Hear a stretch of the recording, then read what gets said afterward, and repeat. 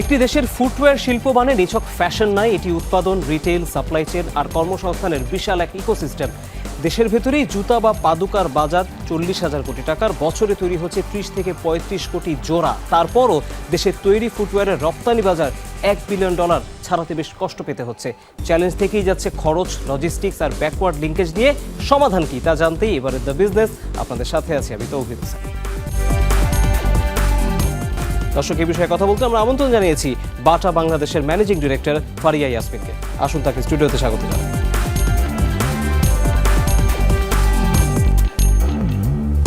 অনেক অনেক স্বাগত।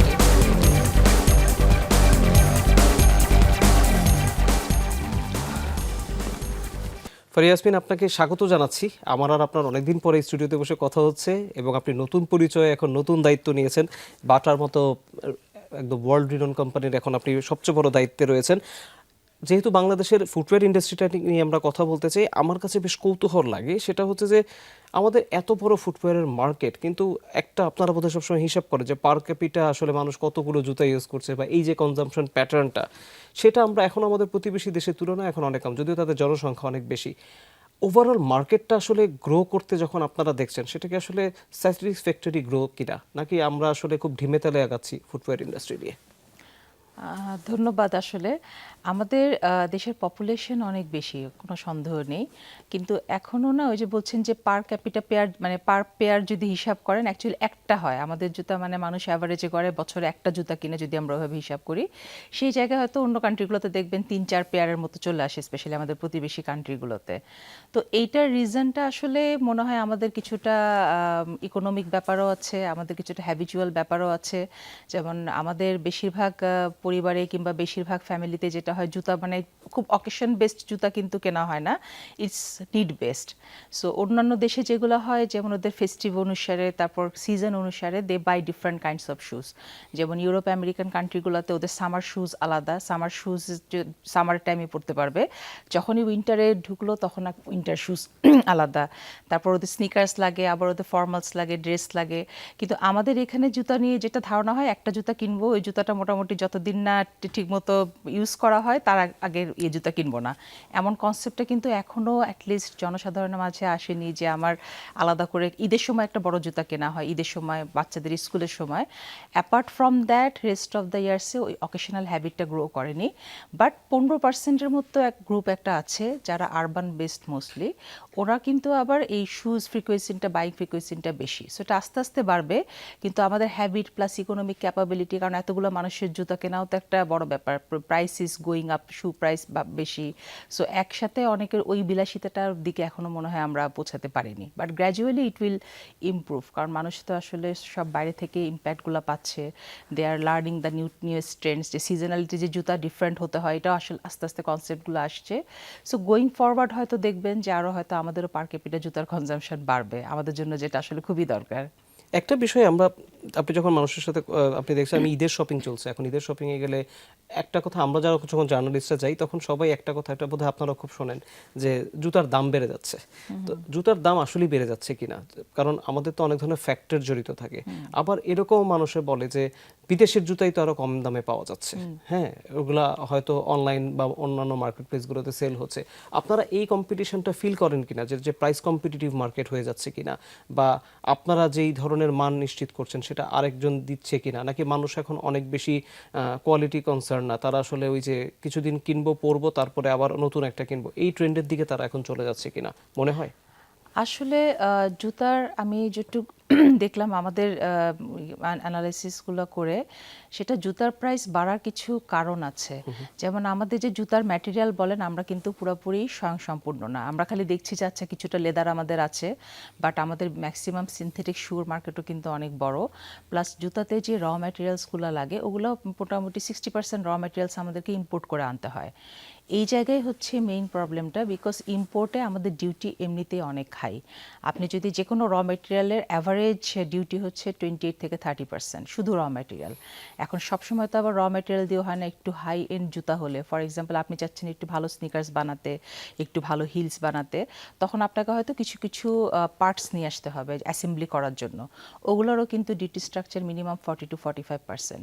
সো এই তো গেলো ডিউটি। সো এই duty structure is a big factor. এবং যখন যখন আপনি ইম্পোর্টের উপর ডিপেন্ডেন্ট থাকবেন তখন currency is a big factor. আপনার ডলার, আমাদের ডলার তো স্টেবল না, আমাদের ডলার রেট বেড়ে যাচ্ছে প্রত্যেক বছর। সো এটার সাথে সাথে আসলে প্রাইসটাও অ্যাডজাস্টেড হয়, এটার সাথে আপনার উৎপাদন খরচও বাড়ছে, আপনার জ্বালানির দামও তো আমাদের স্টেবল না, আমাদের জ্বালানিতে আমরা দেখছি প্রচুর হাইক হচ্ছে, গ্যাসে হাইক, ইলেকট্রিসিটিতে হাইক। সো সব মিলাই ইনপুট প্রাইসের বাড়ার জন্য আসলে জুতার দামটাও বেড়ে যাচ্ছে, বিকজ র মেটেরিয়াল প্রাইস বাড়লে আপনার অবভিয়াসলি আপনার যদি লেবারের খরচ বেড়ে যায়, প্লাস লেবার খরচ একটা বড় ব্যাপার, because it's a very labour intensive industry. So সব মিলিয়ে প্রাইসটা ভাবে করেই বাড়ছে। আর কনজিউমারের কথা যদি বলি, আমরা কিছুটা চ্যালেঞ্জ ফেস করি, বিকজ আমাদেরকে আসলে খুব কমপ্লায়েন্ট ওয়েতে ব্যবসা করতে হয়, because we have to pay each and every VAT and tax, যত রকম tax VAT. We are very ethical company because we have no other way to do business other than following being 100% compliant. আমাদের ওয়ার্কার্সদের salary structure everything is different. Being at the only multinational global footwear company, আমাদেরকে সব স্ট্যান্ডার্ডগুলো, কমপ্লায়েন্সগুলো maintain করতে হয়। So প্রাইসিংয়ে আমরা challenge অবশ্যই face করি। যখন আপনি ফুললি কমপ্লায়েন্ট হয়ে ব্যবসা করবেন, ওইদিকে হয়তো কিছু কিছু জায়গায় নন কমপ্লায়েন্সের সুযোগ রয়ে যায়। ওকে, আরেকটা বিষয় সেটা হচ্ছে যে আমি যদি এখন বাংলাদেশের লেদার সেক্টরটাকে দেখি, চামড়াজাত পণ্য, লেদার প্রোডাক্ট, এটা রপ্তানি আমরা খুব বেশি এগোতে পারলাম না। এখন তো লেদার ইন্ডাস্ট্রির সাস্টেনেবিলিটি নিয়ে প্রশ্ন উঠছে, কিন্তু প্রশ্নটা হচ্ছে ভিয়েতনাম, মানে আমাদের যাদেরকে অনেক ক্ষেত্রে তাদেরকে কম্পিটিটর বলা হয়, তাদেরই এখন এক্সপোর্ট $20 বিলিয়ন উপরে। আমরা আসলে শুধুমাত্র লেদার ইন্ডাস্ট্রির কারণে ফুটওয়্যার এক্সপোর্ট বা লেদার প্রোডাক্টে আটকে যাচ্ছি, নাকি অন্য কোনো ফ্যাক্টর আছে? আপনারা যখন বিদেশি কোম্পানি হিসেবে বাংলাদেশে ব্যবসা করছেন, আপনাদের কাছে আর কোনো চ্যালেঞ্জ ফিল হয় কিনা যে না, এগুলো সমাধান হওয়া দরকার? ট্যাক্স একটা ইস্যু হতে পারে, জ্বালানি একটা ইস্যু হতে পারে, এর বাইরে? আচ্ছা, এর বাইরে আসলে লেদারের ব্যাপারে যদি বলতে চাই, মানে এখানে আমাদের আসলে খুব কিছু নেগেটিভিটি রয়ে গিয়েছে লেদারগুলোতে। এক নম্বর হচ্ছে যে যারা বড় বড় ব্র্যান্ডরা যদি লেদার কিনতে চায়, ওরা একটা সার্টিফিকেশন নেয় LWR, মানে leather working group, LWG। So ওই সার্টিফিকেশনটা দে ট্রেস ব্যাক, মানে একদম পুরা সোর্স থেকে ট্রেস করে, আপনার ওই ক্যাটেলের চামড়ার সোর্সিং থেকে শুরু করে কিভাবে প্রসেসিং হচ্ছে, এভরিথিং দে ট্রেস ব্যাক। কিন্তু আমাদের এখানে লেদারগুলোতে একটা মার্কিং দেয়, গোল্ডেন মার্কিং, সিলভার মার্কিং। তো গোল্ড আর সিলভার মার্কিং হলে, মানে 85% 60% লেভেলে যদি মার্কিংটা পায়, তাহলে ইট গোজ অ্যাজ এ প্রিমিয়াম লেদার। কিন্তু আমাদের লেদারের কোয়ালিটি সামহাও এটা ম্যাচ করতে পারে না, কারণ আমাদের লেদারের ট্রেসিবিলিটিও আসলে থাকে না, বিকজ ম্যাক্সিমাম লেদারের বিজনেসটা হয় হচ্ছে ঈদ বেসড। আপনার ওই যখন কোরবানির ঈদ হয় তখনই মেইন একটা বড় চাঙ্ক আসে। সো ওইখানে ট্রেসিবিলিটি এনশিওর করা যায় না। সো বড় বড় ব্র্যান্ডগুলো কিন্তু আমাদের লেদারটা ওভাবে করে নেয় না। তো যারা নিচ্ছে তারা নেয় বেসিক্যালি, যেহেতু এক্সপোর্ট করলে আমাদের একটা 0% এখনো পর্যন্ত আমরা সাবসিডি পাচ্ছি, ট্যারিফটা নেই। সো ওই বেনিফিটটা নেওয়ার জন্য কেউ কেউ নেয় লেদারটা। এটা তো গেলে একদিক দিয়ে যে আপনার ভ্যাটের ইস্যুটা, প্লাস ওই যে সার্টিফিকেশনের ইস্যুটা। 2 নম্বর হচ্ছে আমাদের লেদারের সাইজগুলো একটু ডিফারেন্ট হয়, একটু ছোট হয়, প্লাস আমাদের গরু তো আসলে ওরকমভাবে পুষ্ট গরু না অন্যদের তুলনায়। সো লেদারের quality is a big concern. So ওইখানেও একটা বড় ফ্যাক্টর হয় যে আপনার কাটার পরে, আফটার প্রসেসিংয়ের পরে ওই লেদারের ইলটা ঠিকমতো বা ভালো হয় না, মানে একটু বড় সাইজ, বড় টাইপের হয় না, ছোট হয়ে যায় compare to other countries. 3 number হচ্ছে যে আমাদের এমনিতে কিছু কিছুটা ব্যাকফুটে আছি রিগার্ডিং আওয়ার পলিউশন নিয়ে। সো এটাও একটা বড় কনসার্ন। যারা ধরেন নেবে এগুলা, they want something to be fully compliant and all. So এখানে আমাদের কিছু ইস্যুজ আছে, বা আমাদের প্রসেসিংয়ে there is a huge gap. বাংলাদেশে যে ট্যানারিগুলো আছে, 7-8টা ভালো ট্যানারি আছে, বাট আদার দ্যান যখন আপনি প্রসেস করবেন, প্রসেসিংয়ের মেথডটা অ্যাকচুয়ালি অনেক সময় কমপ্লায়েন্ট হয় না। যেমন সেন্ট্রাল ইটিপি যে সিস্টেমটা লাগে, ওই ইটিপিটা অনেক সময় শেয়ার্ড ইটিপি ইউজ করতে হয়। সো ওই জায়গায় প্রসেসিংও আমরা একটা বড় রকমের পিছিয়ে পড়ে যাই। এই কয়টার সাথে সাথে আরেকটা যেটা হচ্ছে, গ্লোবালি একটা ট্রেন্ড দেখা যাচ্ছে যে লেদার আসলে, লেদার তো is a very expensive footwear type, plus হচ্ছে leather goes into more into those formal শুজেই বেশি যায়। কিন্তু গ্লোবালি ট্রেন্ড হচ্ছে লেদার থেকে আস্তে আস্তে মানুষ একটু সিনথেটিক প্লাস আদার ম্যাটেরিয়ালসের দিকে ঝুঁকছে। সো ওভারঅলি লেদারের কনজামশনটাও কিন্তু কমে যাচ্ছে গ্লোবালি। সো এই কয়টা কারণে আমাদের মনে হয় এই ঝামেলাগুলো হচ্ছে। একটু লেদার আমরা ওভাবে করে যতটা ভাবছিলাম যে এক্সপোর্ট অ্যাটলিস্ট শু সেক্টরে হবে ওরকম, তারপরেও কেউ কেউ এক্সপোর্ট করছে, কিন্তু ওইটা হচ্ছে একটা বড় চ্যালেঞ্জ, আপনার লেদারের কোয়ালিটিটা এনশিওর করা, আপনার সার্টিফিকেশনটা পাওয়াটা, certification is very difficult to get, proper প্রসেসিংটা পাওয়া। সো এই কয়েকটা কারণে আমরা আসলে পিছিয়ে আছি। আরেকটা বিষয় সেটা হচ্ছে যে এখন তো বাংলাদেশের জনগোষ্ঠীর একটা বড় অংশ ইয়াং, তো এই অংশটার ভিতরে এখন স্পোর্টস ওয়্যার বা একটু স্নিকার্স, একটু কিডস, এই ধরনের রানিং শুজ, এগুলোর প্রতি মানুষের এখন আগ্রহ বাড়ছে। আমরা দেখতে পাচ্ছি যে আমি যদি বাটার কথাই বলি, বাটাতে এখন আমরা কিছু গ্লোবাল ব্র্যান্ডের প্রোডাক্টও দেখতে পাই যেগুলো এখন আপনারা এনে রাখছেন, কিন্তু ওভারঅল মার্কেটে গ্লোবাল ব্র্যান্ডের উপস্থিতি এই ধরনের প্রোডাক্টের ক্ষেত্রে আসলে বাংলাদেশে বাড়লো না, আপনাদেরকে আনতে হচ্ছে।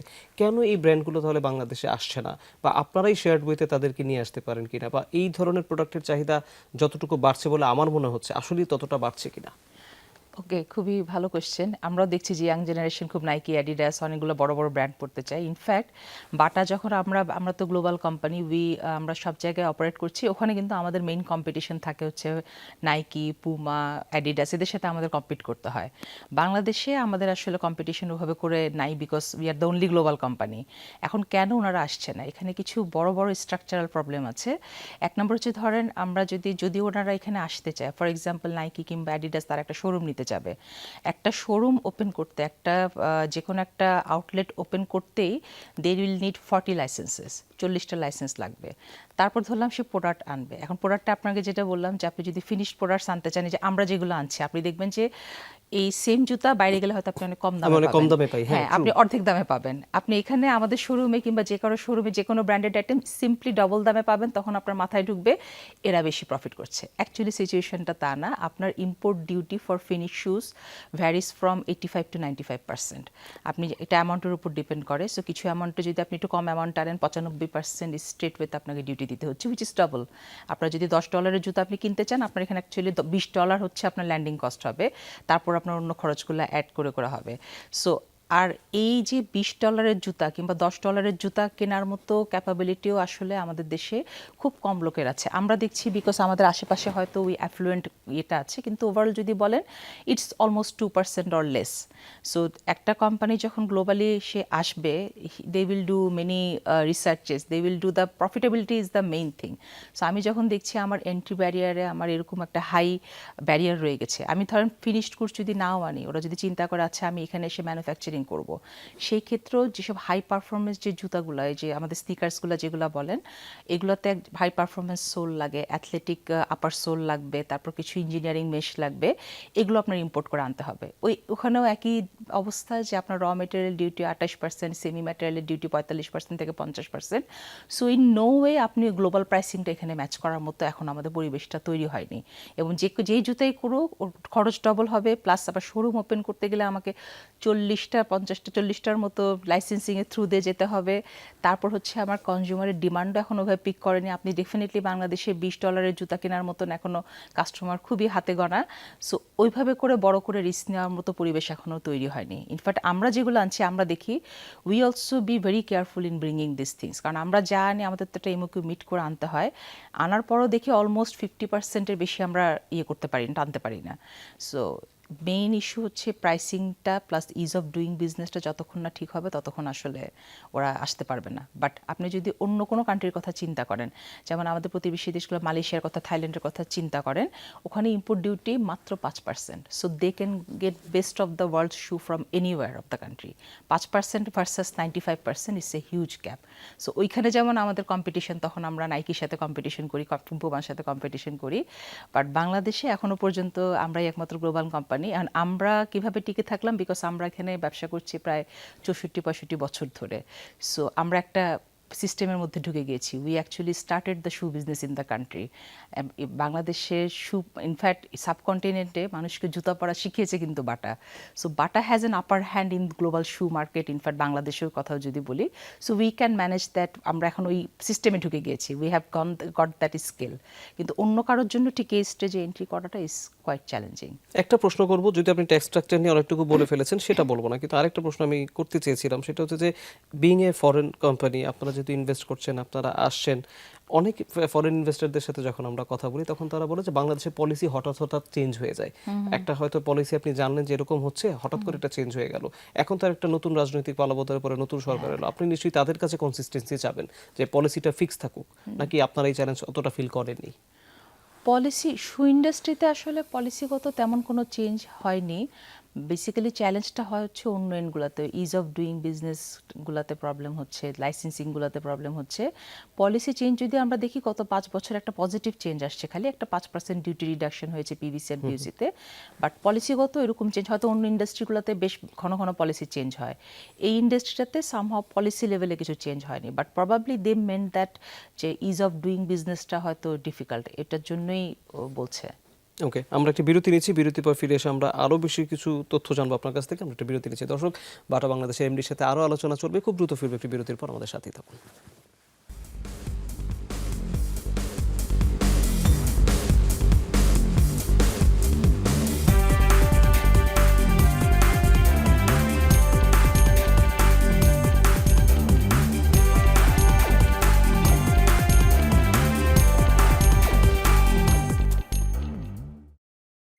আরেকবার স্বাগত, আপনারা দেখছেন দ্য বিজনেস। আমাদের সাথে স্টুডিওতে আছেন বাটা বাংলাদেশের managing director Faria Yasmin.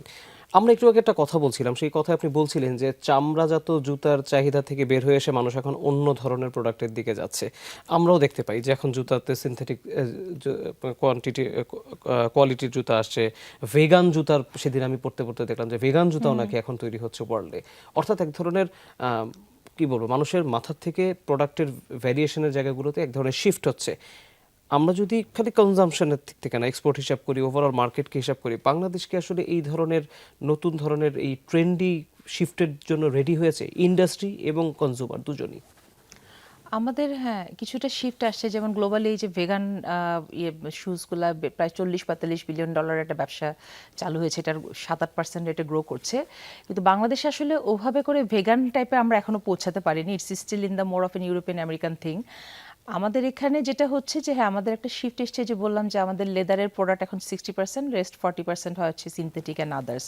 So এই জুতোগুলোর ডিমান্ড বাড়ছে, এবং এগুলো যেমন স্পেশালি পিভিসি বলেন, পিইউ বলেন, এই টাইপের জুতোগুলো আপনার আবার ডিমান্ডগুলো বাড়ছে, কারণ এই আলটিমেটলি ধরেন লেদার শুজ তো সবসময় সুইটেবল না ফর অল অকেশনস। সো অন্য যেসব জুতোগুলো আছে, তারপরে রেগুলার ওয়্যারের ক্ষেত্রে অনেক সিনথেটিক জুতোগুলো দে আর মোর কমফোর্টেবল, প্লাস তারা ডিউরেবিলিটিও বেশি হয়, প্লাস লো মেনটেনেন্সের ব্যাপার একটা আছে। সো এই ট্রেন্ডটা আমরা লক্ষ্য করছি, প্লাস আমাদেরও জুতার আস্তে আস্তে শিফটগুলো হচ্ছে ওভাবে করে, যেমন আপনি যদি স্নিকার সিলেটেডগুলো হয় ওগুলো তো পুরো ফ্যাব্রিক বেসড, তারপর সিনথেটিক বেসডগুলো পিউ জুতা আছে, পিভিসির জুতো আছে। সো এই ট্রেন্ডটা আমরা খেয়াল করেছি, কিন্তু ভেগান টাইপের ইয়েগুলোতে আমরা হয়তো এখনো পৌঁছাতে পারিনি, it will take time, but এখন গ্লোবাল কনসিয়াসনেস তো বাড়ছে আসলে এনিম্যাল ক্রুয়েলটির উপর ডিপেন্ড করে। সো ওই জন্যই আসলে অল্টারনেট মার্কেটটা এভাবে করে বড় হচ্ছে। বাট আমাদের এখানে ট্রেন্ডটা আমরা দেখেছি অলরেডি, আমাদের একটা বড় পোর্শনই ওই সিনথেটিক জুতার মধ্যেই যায়। সো গোয়িং ফরওয়ার্ড এটা হয়তো আরও বাড়বে। একটা বিষয়, সেটা হচ্ছে আপনি যেই কথাটা বলছিলেন বিরতির আগে, সেটা হচ্ছে যে মানুষ বড় ব্র্যান্ডের দিকে যাচ্ছে না, কারণ বড় ব্র্যান্ড আনার ক্ষেত্রে কস্ট অনেক ক্ষেত্রে একটা বড় ফ্যাক্টর হয়ে দাঁড়ায়, অন্য দেশে হয়তো কম দামে পাওয়া যায়। কিন্তু আমরা একই সাথে দেখি যে অনেকে আসলে এইসব জুতা অন্য কোনোভাবে বিকল্প উপায় নিয়ে এসে বাংলাদেশে সেল করার চেষ্টা করছে। এই জিনিসটাতে আপনারা আসলে কম্পিটিশন ফিল করেন কিনা? কারণ মানুষ ওদের থেকেও কিনে নিচ্ছে, আবার যখন মানুষ বিদেশ থেকে কিনে নিয়ে আসে সেই জুতা কিন্তু বাংলাদেশে তৈরি হচ্ছে, কিন্তু আপনারা সেল করছেন না। এই ধরনের যারা কিছুটা আমি বলবো যে অবৈধভাবে এনে এইসব জুতো বিক্রি করছে, সেটাকে আপনারা আসলে থ্রেট মনে করেন কিনা যে এই মার্কেটটা বড় হয়ে যেতে পারে? আসলে এটা ইনফর্মাল চ্যানেল, তো আসলে আমাদের সবচেয়ে বড় চ্যানেল হচ্ছে ইনফর্মাল চ্যানেলটাই, not only for import, local যদি ম্যানুফ্যাকচারিংও দেখেন there is a big market. So অনেকে অনেক রকমভাবে এনে ব্যবসা করছে এখানে আসলে। হ্যাঁ মানে আমরা তো কিছুটা ক্ষতিগ্রস্ত হই, বাট আমরা তো মানে একটা বিশাল সমুদ্রের মধ্যে আমরা একটা দ্বীপের মতন। সো বাকি দ্বীপগুলা যদি ঠিকমতো কাজ না করে, এবং এটা এখানে ল অ্যান্ড এনফোর্সমেন্ট অথরিটিসগুলোকে একটু কশাস হওয়া দরকার। আর আমাদের জন্য চ্যালেঞ্জ হয় আসলে হ্যাঁ ওই যে দামগুলোতে, যেমন আমরা অত দামে বিক্রি করতে পারি না, কিন্তু যদি কেউ ফর্মালি বিক্রি করতে চায় তাকে কিন্তু ওরকম বেশি দামে বিক্রি করতে হবে। সো এই জায়গাটাতে আসলে আমাদের কন্ট্রোল খুবই কম, কারণ অনেকে লাগেজের থ্রুতে আনছে, আবার অনেকে হয়তো ইম্পোর্ট করেও আনছে কিন্তু হয়তো ডিউটি ভাবে করে পে করছে না। সো এই জায়গায় অবশ্যই একটা চ্যালেঞ্জ আমরা দেখছি। আমরা এখন বাংলাদেশে এলডিসি গ্র্যাজুয়েশন নিয়ে অনেক কথা বলছি, বলা হচ্ছে যে বাংলাদেশে এলডিসি গ্র্যাজুয়েশন করলে ওভারঅল আমাদের উৎপাদন খরচ বেড়ে যাবে সামনে। আপনারা সেটার জন্য মানসিকভাবে বা কোম্পানি হিসেবে প্রস্তুতি নিচ্ছেন কিনা, নাকি আপনারা এখন অবজার্ভ করছেন? কারণ এলডিসি গ্র্যাজুয়েশন কাগজে কলমে মনে হচ্ছে হয়ে যাবে, কিন্তু সরকার তো এর ভিতরে এসেই আবেদন করেছে যাতে এটা কিছু সময় পিছিয়ে দেওয়া হয়। আপনারা এলডিসি গ্র্যাজুয়েশন নিয়ে কি ভাবছেন? এলডিসি গ্র্যাজুয়েশনটা আসলে ইম্পর্ট্যান্ট হয় স্পেশালি এক্সপোর্টের ক্ষেত্রে, যারা একটু এক্সপোর্টের সাথে বেশি জড়িত। এখানে ফ্যাক্টরটা হচ্ছে যে আপনি যদি 26-এ আসলে আমরা এলডিসিতে হয়ে যাই, 29-এর মধ্যে আমাদের কিন্তু জিরো ট্যারিফ আর থাকবে না, তখন কিন্তু অ্যাটলিস্ট 10-12% ট্যারিফ অ্যাড হয়ে যাবে। সো 10-12% ট্যারিফ অ্যাড হওয়া মানে হচ্ছে ওইদিকে কিন্তু ভিয়েতনাম, ইন্ডিয়া বলেন, দে আর অ্যাট জিরো বেস্ট। ওদের কিন্তু ফরেন ট্রেড যে এগ্রিমেন্টগুলো, এফটিগুলো সব কিন্তু জিরোতে করা ইউএ কান্ট্রিজদের সাথে। আমাদের কিন্তু তখন ওটা থাকবে না। So that will be 10-12%। এখানে একটা বড় ডিসঅ্যাডভান্টেজ হবে তখন কস্টিংয়ে, স্পেশালি এক্সপোর্ট ইন্ডাস্ট্রিতে, 1 নম্বরে। 2 নম্বর হচ্ছে এখন তো আমরা একটা সুবিধা ভোগ করছি, কিন্তু যখন আপনি এলডিসিতে চলে আসবেন তখন কিন্তু আপনাকে ওই জিরো ট্যারিফটা আর্ন করতে গেলে মানে you have to earn it. আপনাকে আর্ন করতে হবে কিছু 27টা ইন্টারন্যাশনাল কনভেনশন মানতে হবে আপনাকে, যেমন এটা লেবার রিলেটেড আছে, হিউম্যান রাইটস রিলেটেড আছে, এনভায়রনমেন্ট রিলেটেড আছে। সো যখন আপনি ওই পুরোটা করতে যাবেন, এখনও যেমন এক্সপোর্টে there are lots of compliance things are there, যে অনেক কমপ্লায়েন্ট মেনটেন করতে হয়, কিন্তু যখন ওটা আর্ন করার জন্য 27টা মানতে হবে তখন অটোমেটিক্যালি আপনার খরচ বেড়ে যাবে, প্রোডাকশন খরচ আরও 15%-এর মতো বেড়ে যাবে। একদিকে 10-12% ট্যারিফটা করার জন্য যদি আমি কমপ্লায়েন্ট হতে চাই, ওখানে আমার 15% একটা খরচ বেড়ে যাবে। So it's a big thing for us. তখন আপনি কম্পিটিশনের সাথে আসলে টিকে থাকাটা ডেফিনেটলি একটু ডিফিকাল্ট হয়ে যাবে যারা এক্সপোর্ট ওরিয়েন্টেড। সো ওভারঅল কান্ট্রির ইকোনমির জন্য এটা আসলে কতটা হেলদি হয়, এক্সপোর্ট তো একটা বড়, যত যাই বলি আমরা export is a big sector, export থেকে আমাদের আর্নিংসগুলো হচ্ছে। সো এখানে একটা বড় হিট আসবে if we really do that. এবং এটাতে আসলে ফিউচারেও যারা ইনভেস্টমেন্ট করবে, স্পেশালি এক্সপোর্ট রিলেটেড ফিচার মাথায় রেখে যদি কেউ ইনভেস্টমেন্ট করতে চায়, তাদের জন্য ব্যাপারটা আসলে একটু জটিল হয়ে যেতে পারে। এই জন্য আসলে কেউ এই জায়গাটাতে একটু সবাই একটু কশাসলি মুভ করছে। ফুটওয়্যার ইন্ডাস্ট্রিতে আমি একটা ব্যক্তিগতভাবে আমি এটা আগে দেখতাম না, এখন দেখি যে কোনো আমি যখন ধরুন আপনাদের শোরুমে ঢুকছি বা আপনাদের কম্পিটিটরদের, লোকাল কম্পিটিটরদের শোরুমে ঢুকছি, এখন আমি দেখছি আপনারা সবাই শুধুমাত্র জুতা সেল করছেন বা লেদার প্রোডাক্ট সেল করছেন তা না, you are actually becoming a lifestyle brand. অনেক ধরনের এলিমেন্ট এসে যুক্ত হচ্ছে, অনেকে তো দেখি পোশাকও বিক্রি করে। হ্যাঁ, হ্যাঁ।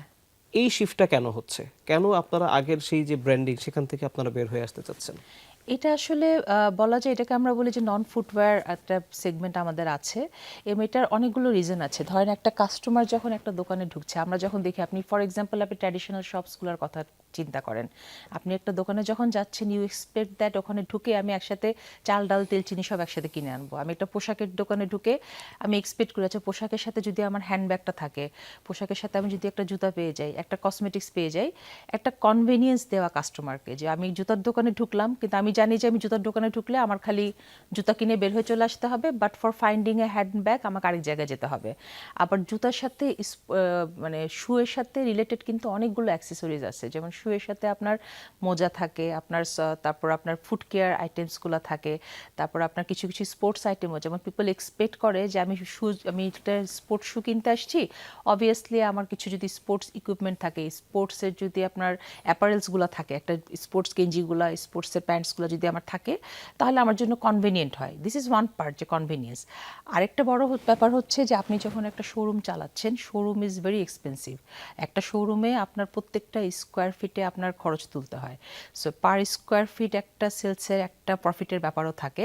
সো ওইটা মিট করার জন্য আপনার যাতে আপনার স্পেস ইউটিলাইজেশনটা যাতে ভালো মতো হয়, আপনার এখানে at least everything is inter related. একদিকে আপনার কনজিউমারকে আপনি একটা বড় বেনিফিট দিচ্ছেন, ও জুতা কিনতে এসে একসাথে ব্যাগ পেলো, অ্যাপারেলস পেলো, সে রিলেভেন্ট আপনার ফুড কেয়ারের জন্য যা যা দরকার সে পেয়ে গেলো, ব্রাশ পেলো, কালি পেলো, এভরিথিং দে গট।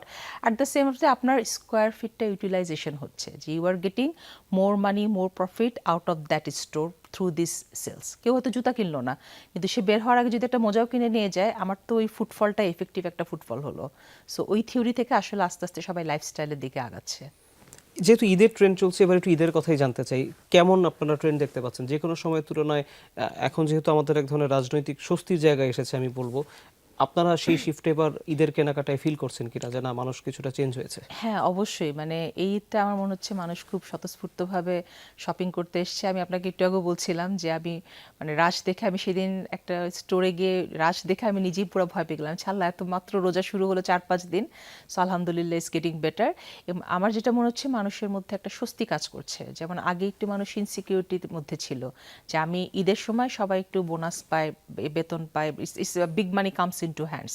তো আগে মনে হয় মানুষ একটু হোল্ড ডাউন করতো যে আমি আসলে খরচটা করে ফেলবো, পরে কি আসছে আমি জানি না, I don't know what is coming in the future, আবার একটা কোনো কিছু হবে কিনা, পলিটিক্যালি কোনো ইনস্টেবিলিটি হবে কিনা।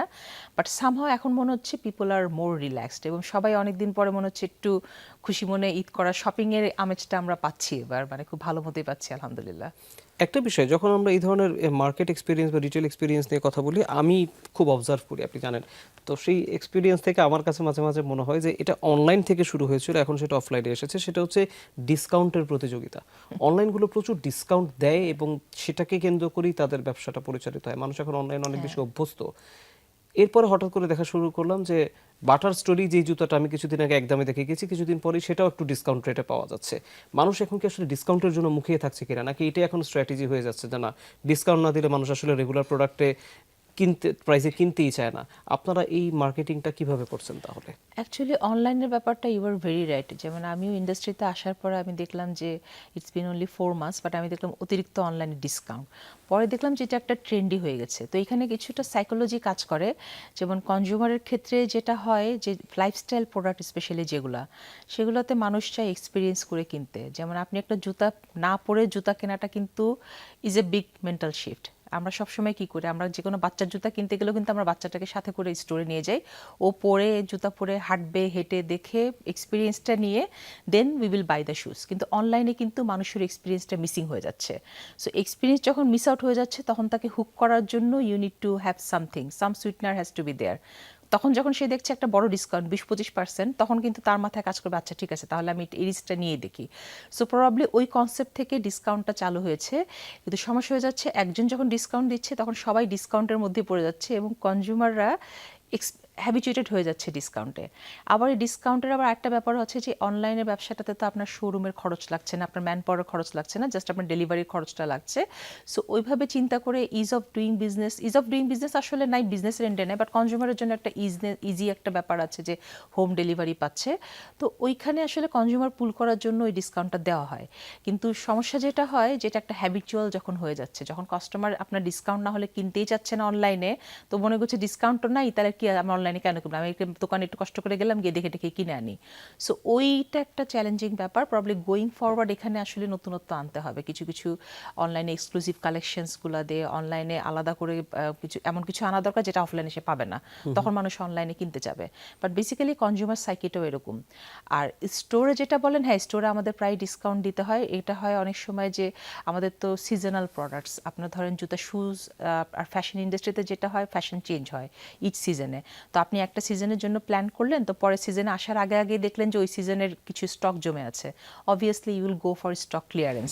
ধরেন আপনার যেমন শীতের জন্য আপনার প্রচুর ধরেন এক রকমের জুতো আছে কিংবা এক রকমের ড্রেস আপ আছে, স্কুলের জন্য একরকম আছে, কিন্তু আপনি ঈদের সিজনে তো আপনার ওইটাতে আপনি ব্যবসা করতে পারবেন না। You have to include new items, new inventories. এখন একটা ঢুকাতে গেলে আপনার একটাকে ফ্রি আপ করতে হবে। সো ওই লজিকে আপনার ডিসকাউন্টগুলো আমরাও দিই। আরেকটা যেটা হয়, ডিসকাউন্ট দিলে যেটা হয়, এটা অ্যাট্রাক্টস ফুটফল। এটা একটা স্ট্র্যাটেজি পার্ট অফ, যে ধরেন অনেকেই জানে যে উইকেন্ডের তো ডিসকাউন্ট থাকে স্টোরে, উইকেন্ডে স্টোরে গেলাম, হয়তো আপনি কিনতে গেছেন ডিসকাউন্টের জুতা কিনতে, কিন্তু দেখলেন যে ডিসকাউন্টের জুতার বদলে তখন আশেপাশে অন্য নতুন জুতাও আছে। So it actually attracts the consumers, ফুটফলটা অ্যাট্রাক্ট করে। একটার সাথে একটা কিনতে গিয়ে আসলে পারপাসলি আমাদের অন্যগুলাও বিক্রি হয়ে যাচ্ছে।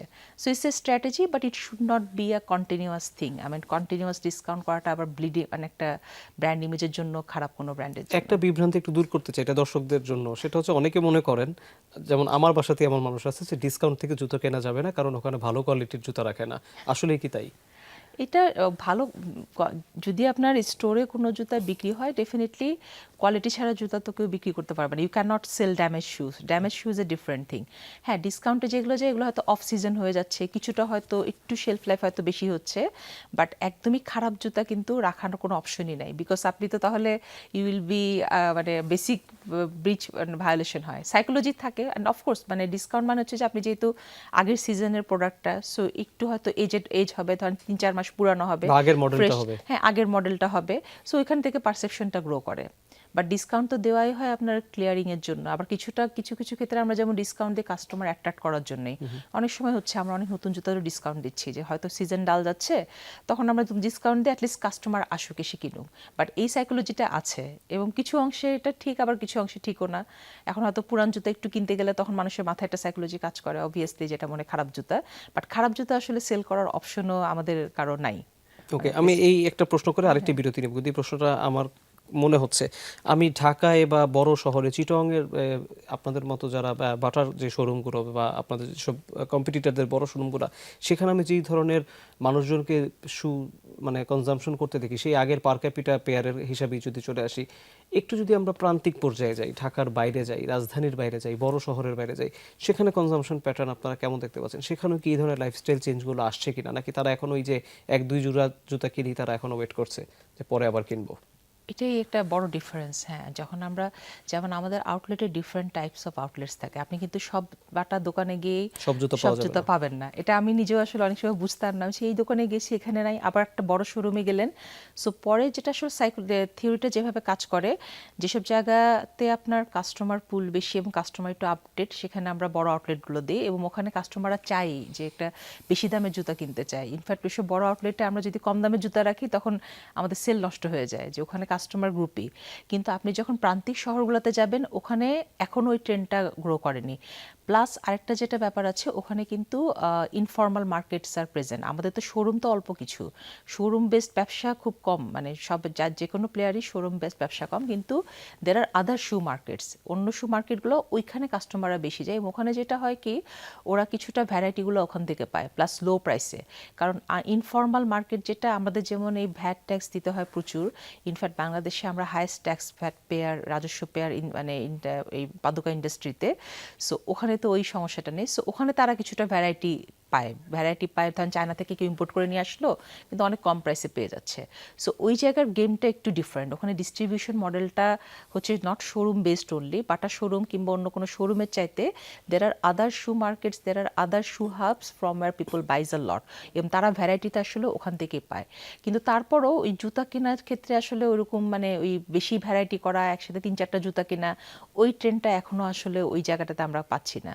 But they definitely get their lower price fashion options in other stores.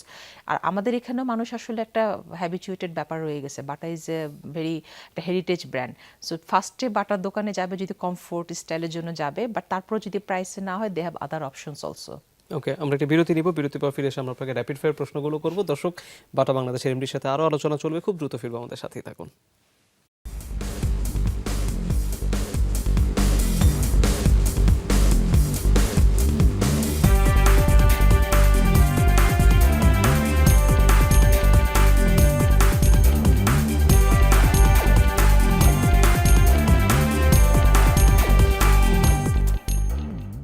আবার স্বাগত, আপনারা দেখছেন দ্য বিজনেস। আমাদের সাথে স্টুডিওতে আছেন বাটা বাংলাদেশের ম্যানেজিং ডিরেক্টর ফারিয়া ইয়াসমিন। আমি বলছিলাম র্যাপিড ফায়ার প্রশ্ন আপনাকে এর আগেও করেছিলাম। আমাদের ইয়াং জেনারেশন এই প্রশ্নগুলো যখন তারা শুনতে পায় যে আমাদের গেস্টরা আসে, তাদের জন্য তারা এই প্রশ্নগুলো পাঠায়, সেখান থেকে আমরা সিলেক্ট করি। আপনার জন্য আজকে প্রশ্ন এসেছে, আমি প্রথম প্রশ্ন করছি। তারা জানতে চায় বাটা বাংলাদেশের এমডি নিজের পছন্দের ফুটওয়্যার কোনটি, ফর্মাল, স্নিকার নাকি স্যান্ডেল? উনি কি প্রেফার করেন? আমি স্যান্ডেল আর ফর্মাল দুটোই পরি। স্নিকার আমার আসলে পরা হয় জিমে গেলে আর যদি আমি দেশের বাইরে যাই তখন। সো বাট রেগুলার বেশি যদি বলি তাহলে is more of female formal শুজগুলা, ফর্মাল এবং ওপেন স্যান্ডেলস যেগুলো, ওগুলোই বেশি পরা হয়। ওকে, পরের প্রশ্ন। বিদেশে জুতার প্রিয় ব্র্যান্ড কোনটা আপনার? বিদেশে জুতার প্রিয় ব্র্যান্ড আমার নিউ ব্যালেন্স ভাল লাগে। আমি আসলে আগে বাটাতে জয়েন করার আগে এগুলো ঘুরে ঘুরে পড়তাম আর কি। নিউ ব্যালেন্স, তারপর আমার নিউ ব্যালেন্সটা ইদানিংকালে খুব পছন্দ হচ্ছে। নাইকি তো সবসময় ভালো লাগতো, অ্যাডিডাস অতটা ভালো লাগেনি, বাট স্কেচার্স ইজ বেটার ফর মানে ইয়ের জন্য। আর রিসেন্টলি আবার আন্ডার আর্মোর কিনেছিলাম গত সিজনে। সো মানে যেটাই ভালো লাগে সেটাই কেনা হয়? হ্যাঁ, মানে আমি ঘুরে একটু এক্সপিরিয়েন্স করা পছন্দ করি, মানে একটার পর একটা কিনে যেটা ভালো লাগে। ওকে, পরের প্রশ্ন 3 নাম্বার। কোন সেগমেন্টে ভালো সেলস হচ্ছে, নতুন সেগমেন্টে নাকি পুরনো মার্কেটে যারা আগে ধরনের প্রোডাক্টগুলো কিনতে চান তারা?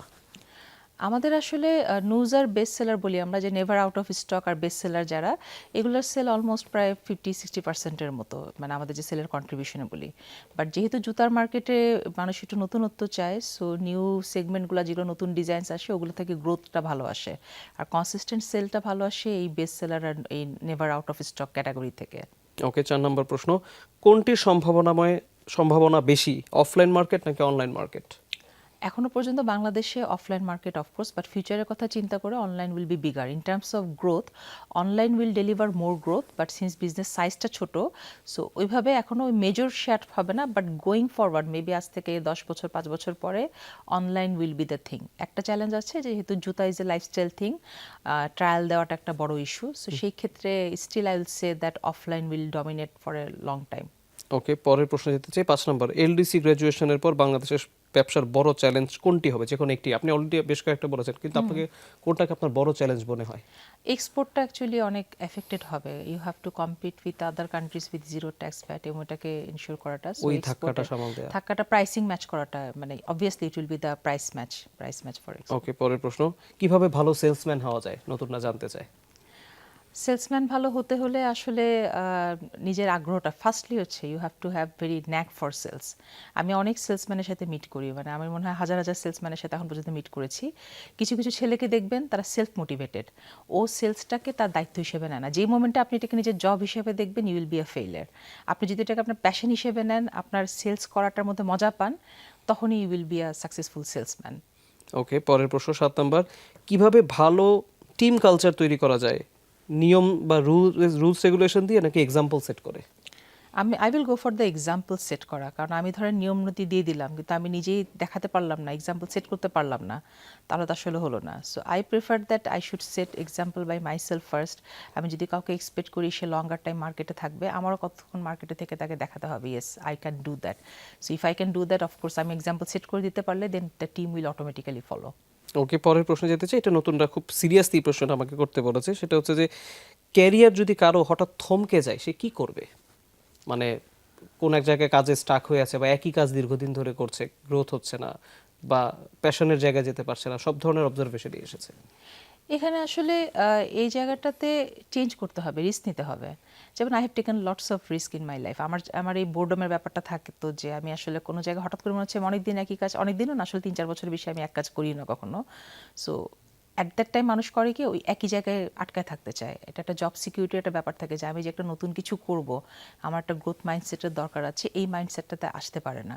So if you are stuck, is better you leave that thing. If you are not enjoying, you should leave the thing which you are not enjoying, which you are think that you are got stuck, you are not in মানে contribute করতে পারছেন না, you should leave that place, leave that job, try for something new.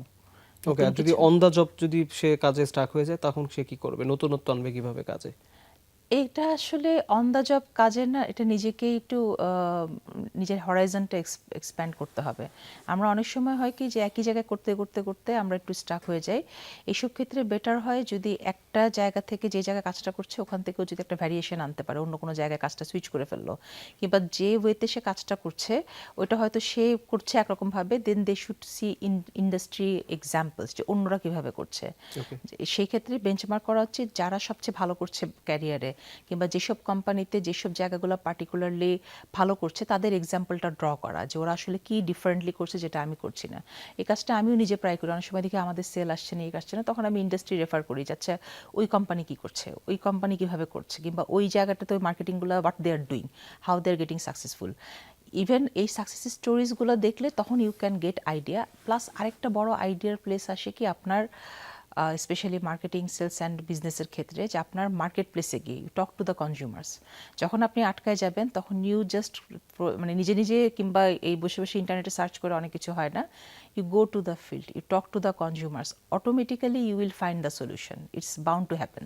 নতুনত্বগুলো খুঁজে খুঁজে বের করে নিয়ে আসতে হবে, খুব হ্যাঁ। জরুরি অবজারভেশন। পরের প্রশ্ন যেতে চাই, আপনি যখন সিদ্ধান্ত নেন, সিদ্ধান্ত নেওয়ার আগে কোনটাকে বেশি প্রাধান্য দেন, ডেটা নাকি এক্সপেরিয়েন্স?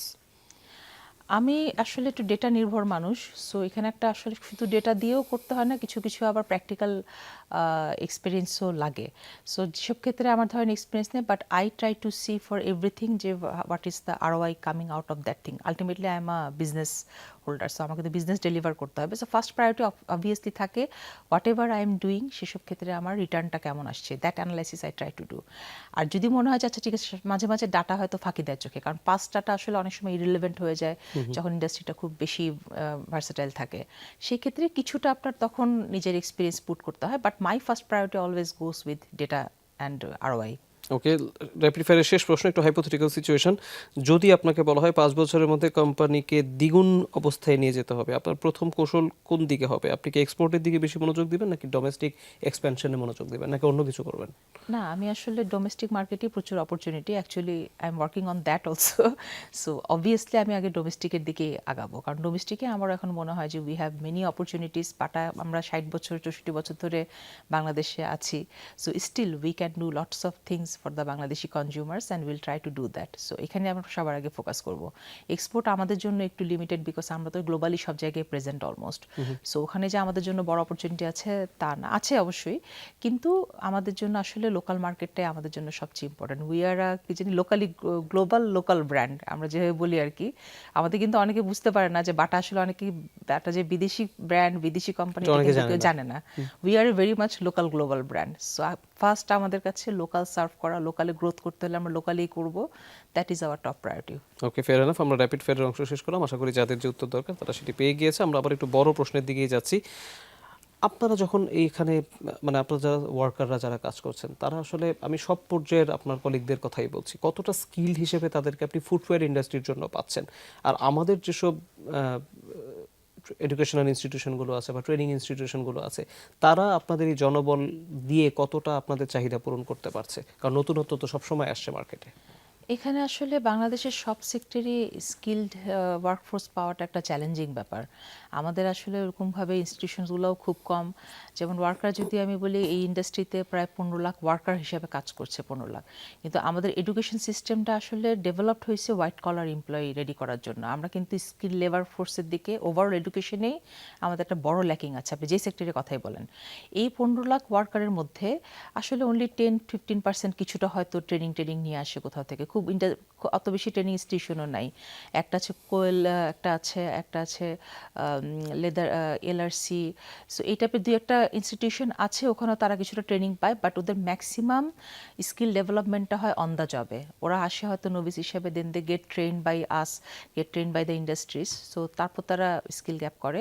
আবার আমাদের ধরেন যে ভালো ইউনিভার্সিটিতে, কিছু কিছু ইউনিভার্সিটিতে লেদার টেকনোলজি নিয়ে পড়াচ্ছে অনেকগুলো ইউনিভার্সিটিতে, ওইখানেও ধরেন গতানুগতিক, এটা হচ্ছে হোয়াইট কলার এমপ্লয়ীদের কথা বলছি, they are going through the courses, কিন্তু ইনোভেশন রিসার্চের পার্টটা আসলে ওখানে মিসিং। সো আমাদের এখান থেকে যারা বের হচ্ছে, দে নো দ্য বেসিক, মানে যারা জানে যে আচ্ছা এটার, they know the know how, যে ওরা হাইপোথেসিস এভরিথিং দে নো, কিন্তু ইনোভেশন পার্টটা, আমার যে নতুন করে রিসার্চ বের করবো, নতুন নতুন ম্যাটেরিয়াল কি আসছে, নতুন ট্রেন্ডস কি আসছে, এই পার্টটা আসলে আমাদের এডুকেশন সিস্টেমের মধ্যেই নেই। একদিকে তো হচ্ছে আমরা স্কিল্ড ওয়ার্কফোর্স তৈরি করার জন্য ওরকমভাবে ইনস্টিটিউশনও খুব কম, সো ওয়ার্কারদেরকে যে ডেভেলপ করে আমরা স্কিল বানাবো সেটাও কম, বিকজ এখানে হয়েছে কি যে জুতার ইন্ডাস্ট্রিটাতে একটু মানে কিছুটা ক্রাফটসম্যানশিপও লাগে। যেমন কিছু হাই এন্ডের ফর্মাল শু করতে গেলে আপনার খুব ভালো ফর্মাল, মানে খুব ভালো হাতের কাজ জানা লোকও লাগে, মানে নট অনলি যে ফুল মেশিন ওরিয়েন্টেড সব কিছু। এখানে একটা বড় গ্যাপ রয়ে গেছে। আর যারা হোয়াইট কলার হয়ে বেরোচ্ছে লেদার ইনস্টিটিউশনগুলো থেকে, তারা বেরোচ্ছে, they know all about this things, all about shoes and all, কিন্তু পরে কি ফিউচারটা কোন দিকে যাচ্ছে, ইনোভেশন কোন দিকে, গ্লোবাল ট্রেন্ড কোন দিকে, ওইটাতে আমরা আসলে খুব পিছিয়ে আছি। আমাদের এডুকেশন সিস্টেম এটা সাপোর্ট করছে না। ডেফিনেটলি এটা সব সেক্টরের, যখনই সব আমার সেক্টরের গেস্টে যারা আসেন তারা একই কথা বলেন It's যে the সবার problem, এটা সিমিলার national অবজারভেশন। problem. আমরা একেবারে অনুষ্ঠানের শেষ পর্যায়ে শেষ প্রশ্নটি করতে চাই, ঠিক 1 দশক পরে বা 10 বছর পরে বাংলাদেশের ফুটওয়্যার ইন্ডাস্ট্রিকে আপনি কোথায় দেখেন? ওয়েল, বাংলাদেশের ফুটওয়্যার ইন্ডাস্ট্রি আমি যেটা বুঝি যে তখন ইট will be a much bigger, কারণ এই যে বললেন যে এখন একটা করে জুতা কিনছে, হোপফুলি তখন এখন যে জেনারেশনগুলো হচ্ছে, আমাদের তো ইকোনমিক অবস্থাও ভালো হচ্ছে, তখন হয়তো দেখবেন ডবল হয়ে গিয়েছে নাম্বারটা। So there will be variations. আর লটস অফ, এই ইন্ডাস্ট্রিটা হয়েছে কি যে জুতা হচ্ছে এমন একটা জিনিস যে আপনি যেটা ছাড়া চলতেই পারবেন না। So industry is getting very attractive, lots of players R entering. হয়তো যদি এর মাঝখানে ডিউটি জিনিসগুলো উঠে যায় কিংবা কিছুটা কমে যায়, তখন হয়তো আপনারা দেখবেন অনেক গ্লোবাল প্লেয়ারও চলে আসছে, কিংবা ইকোনমির অবস্থা যদি ভালো হয় তখন দেখবেন কিছু কিছু প্লেয়ার এমনি আসবে যারা এই অ্যাফ্লুয়েন্ট টিজিগুলোকে সার্ভ করার জন্য those will be coming in to the place. So এটা আরও ইয়েটা বাড়বে, আমার মনে হয় ইটস হিটিং আপ, দ্য ইন্ডাস্ট্রিটা ভালো দিকে আগাচ্ছে। প্লাস মানুষের জুতা নিয়েও আজকাল ফ্যাশন সেন্স কিন্তু অনেক, আগে যেমন আমরা ছোটোবেলা আচ্ছা একটা জুতা হলেই হলো, একটা জুতা পরে বছর পার করে দিলাম, এখন কিন্তু তা না। এখনকার generation they are very selective. আমি দেখি যে they have this occasional things in mind, এই জুতা পরলে আমাকে কেমন লাগবে, আমার ওই ড্রেসের সাথে যাচ্ছে কিনা, weather this shoe is perfect for my personality, এই হিসাবগুলো কিন্তু আজকালকার জেনারেশন করে। ইনফ্যাক্ট ছোটো বাচ্চারা যারা, যে আমরা তো বলি এখন কি জানি আলফা জেনারেশন, আরও কি কি জেনারেশন আসছে জেন এক্স এর পরে, so they will be more demanding. এদের সো ওই দিকে চিন্তা করলে, কাস্টমারের ভ্যারিয়েশন প্লাস এজ গ্রুপের কথা চিন্তা করলে, it will be an interesting category going forward and a very growth orient, it will be growing because এখনো যেহেতু আমরা অনেক লো ইয়েতে আছি, একটা করে জুতা মানুষ ইউজ করছে, if it goes into double it's a huge thing. Definitely আমরা তেমনটি আশা করি। ফারিয়া ইয়াসমিন, আপনি আমাদের কাছে স্টুডিওতে এসে সময় দিয়েছেন, সেজন্য আপনাকে আবারও ধন্যবাদ। আপনাকেও ধন্যবাদ, and I always enjoy talking to you. Thank you very much. এটা আমি হয়তো ব্যক্তিগতভাবে খেয়াল করি, এটা আমার কথা, সেটা হচ্ছে যে একটা মানুষের ব্যক্তিত্ব আসলে কোথা থেকে শুরু হয়। আমি সবার আগে জুতোর দিকে তাকাই, অনেকেই তাকায়। তার মানে হচ্ছে জুতো বা পাদুকা বা ফুটওয়্যার যাই বলি না কেন, সেটা আমাদের ইমপ্রেশনের একটা বড় অংশকে রিপ্রেজেন্ট করে। তো এই ক্ষেত্রে আসলে জুতাটাকে সবসময় সামনের দিকে রাখা, জুতাটার যেন তেন একটা জুতো না পরে সবসময় নিজের জন্য মানানসই বা ব্যক্তিত্বকে ধারণ করে, যেটি ফারিয়া ইয়াসমিন বলছিলেন, এরকম এক ধরনের ফুটওয়্যার সবসময় আসলে মানুষের অভ্যস্ততার জায়গায় থাকা উচিত। এটি গেল এক ধরনের মানসিকতা। কিন্তু ওভারঅল ইন্ডাস্ট্রি সেক্টরের ক্ষেত্রে যদি আমি বলি, ইন্ডাস্ট্রি যে গ্রো করছে এবং ইন্ডাস্ট্রি প্যাটার্ন যে চেঞ্জ হচ্ছে, এবং বিশেষ করে ফুটওয়্যার ব্র্যান্ডগুলো যে লাইফস্টাইল ব্র্যান্ডের দিকে কিছুটা চলে যাচ্ছে, সেটি কিন্তু কেন চলে যাচ্ছে, পেছনের গল্পগুলো কি, সেটি কিন্তু জানানো আমাদের উদ্দেশ্য ছিল। কিন্তু আমাদের কাছে যেটি বড় সম্ভাবনার জায়গা বলে মনে হয়, যে বাংলাদেশের ফুটওয়্যার ইন্ডাস্ট্রি ওভারঅল আরও গ্রো করার সুযোগ রয়েছে। আমরা যে পরিমাণ মানুষকে এখন কনজাম্পশন করতে দেখি, মানুষ যে পরিমাণ ভ্যারিয়েশন খোঁজে, মানুষ বিদেশ থেকে যে পরিমাণ জুতো কিনে নিয়ে আসে, আমরা আনঅফিসিয়াল সোর্সেসগুলো থেকে যে পরিমাণ জুতো কিনতে দেখি, সেগুলোই যদি কিছুটা অফিসিয়ালি কোয়ালিটি ইস্যু এনশোর করা যায়, তাহলে বাংলাদেশের কিন্তু লোকাল ইন্ডাস্ট্রি অনেক বেশি গ্রো করবে। শুধুমাত্র যে ফরেন কোম্পানিরা এখানে কম্পিটিশন করবে তা না, সব দিক থেকে সুযোগ আছে। তাদের কিছু পলিসি সাপোর্ট দরকার, কিছু ট্যাক্স সাপোর্ট দরকার, এবং কনসিস্টেন্সি দরকার আমাদের পলিসিতে। আশা করি যারা নীতি নির্ধারক তারা সেগুলো মাথায় রাখবেন। এতক্ষণ ধরে যারা আয়োজন দেখেছেন তাদের সবাইকে অনেক ধন্যবাদ। সবাই অনেক ভালো থাকবেন।